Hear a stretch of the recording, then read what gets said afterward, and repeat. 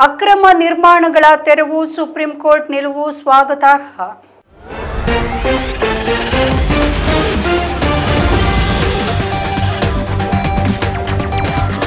ಸಾರ್ವಜನಿಕ ಹಿತಕ್ಕೆ ಬಾಧಕವಾಗಿರುವಂತಹ ಎಲ್ಲ ಒತ್ತುವರಿ ಮತ್ತು ಅಕ್ರಮ ನಿರ್ಮಾಣಗಳನ್ನು ನಿರ್ದಾಕ್ಷಿಣ್ಯವಾಗಿ ತೆರವುಗೊಳಿಸಬೇಕು ಎಂದು ಸುಪ್ರೀಂ ಕೋರ್ಟ್ ಅಭಿಪ್ರಾಯಪಟ್ಟಿದೆ.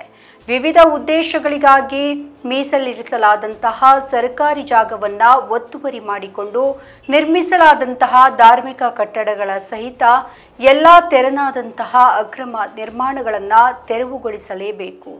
ಸಾರ್ವಜನಿಕರ ಸುರಕ್ಷತೆಯ ವಿಷಯದಲ್ಲಿ ರಾಜಿ ಮಾಡಿಕೊಳ್ಳುವ ಪ್ರಶ್ನೆಯೇ ಇಲ್ಲ ಎಂದು ಸುಪ್ರೀಂ ಕೋರ್ಟ್ನ ದ್ವಿಸದಸ್ಯ ನ್ಯಾಯಪೀಠ ಖಂಡವಾಗಿ ಹೇಳಿದೆ.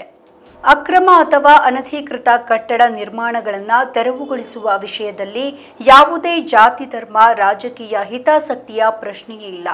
ಅಕ್ರಮವನ್ನು ಸಮರ್ಥಿಸಿಕೊಳ್ಳಲಾಗದ ಎಂದು ಸ್ಪಷ್ಟಪಡಿಸುವ ಮೂಲಕ ಸುಪ್ರೀಂ ಕೋರ್ಟ್ ಮತ್ತೊಮ್ಮೆ ಅಕ್ರಮ ನಿರ್ಮಾಣಕಾರರಿಗೆ ಬಿಸಿ ಮುಟ್ಟಿಸುವುದರ ಜೊತೆಗೆ ಇಂತಹ ಅಕ್ರಮ ಕಟ್ಟಡಗಳ ವಿರುದ್ಧ ಕ್ರಮವನ್ನು ಕೈಗೊಳ್ಳದಿರುವ ಸರ್ಕಾರ ಮತ್ತು ಸ್ಥಳೀಯ ಆಡಳಿತ ಸಂಸ್ಥೆಗಳ ಹೊಣೆಗಾರಿಕೆಯನ್ನ ಜ್ಞಾಪಿಸಿದೆ.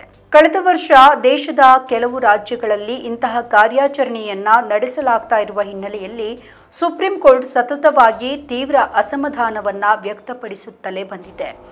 ಇದೇ ವೇಳೆ ಒತ್ತುವರಿ ಅಕ್ರಮ ನಿರ್ಮಾಣಗಳ ತೆರವಿಗೆ ಇದಕ್ಕೂ ಸಂಬಂಧ ಇಲ್ಲ ಎಂದು ಪ್ರತಿ ಬಾರಿಯೂ ಒತ್ತಿ ಹೇಳುತ್ತಲೇ ಬಂದಿರುವ ನ್ಯಾಯಪೀಠ ಈ ಬಾರಿ ಇನ್ನೂ ಒಂದು ಹೆಜ್ಜೆ ಮುಂದೆ ಹೋಗಿ ಅಕ್ರಮ ನಿರ್ಮಾಣ ತೆರವು ಸಂಬಂಧ ದೇಶದ ಎಲ್ಲ ನಾಗರಿಕರು ಕೂಡ ಅನ್ವಯವಾಗುವಂತಹ ಸಮಾನ ಮಾರ್ಗಸೂಚಿಯನ್ನ ರೂಪಿಸುವ ಮಾತುಗಳನ್ನ ಆಡಿದೆ. ನಮ್ಮ ಈ ವಿಡಿಯೋ ನಿಮಗೆ ಇಷ್ಟ ಆದಲ್ಲಿ ಲೈಕ್ ಮಾಡಿ, ಶೇರ್ ಮಾಡಿ, ಕಮೆಂಟ್ ಮಾಡಿ ಮತ್ತೆ ಸಬ್ಸ್ಕ್ರೈಬ್ ಮಾಡಿ.